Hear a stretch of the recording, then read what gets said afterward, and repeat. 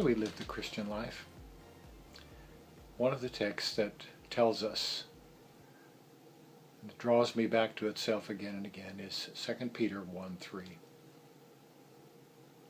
2 Peter 1:3 says, His divine power has granted to us all things that pertain to life and godliness through the knowledge of Him who called us to His own glory and excellence. The source of life is God's divine power. Can't do it by ourselves, but we can do what is required of us by His enabling. His divine power is the source. What's the scope of that power available to us? Is it sufficient? It is, because He has granted us all things that pertain to life and godliness.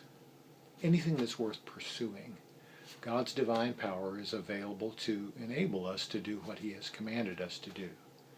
Not anything we might wish, anything we might try to do to make a name for ourselves, but what is in keeping with His will. His divine power is sufficient for life and godliness. He's given us all things we need for that, and it's a long list indeed. But the text then tells us the means by which this is accessible to us, through the knowledge of Him who called us to His own glory and excellence. Christ has called us to share His glory, to share His excellence. And the means by which we experience that is through the knowledge of Him. Not just passive knowledge, because verse 5, a couple of verses later, goes on to say, therefore, make every effort to add one virtue to another.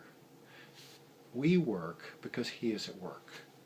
We obey because His divine power is available to us in every facet of life and godliness through the knowledge of Jesus, in whom we've come to believe, and who by His Spirit enables us to do everything that we're called upon to do. Praise God.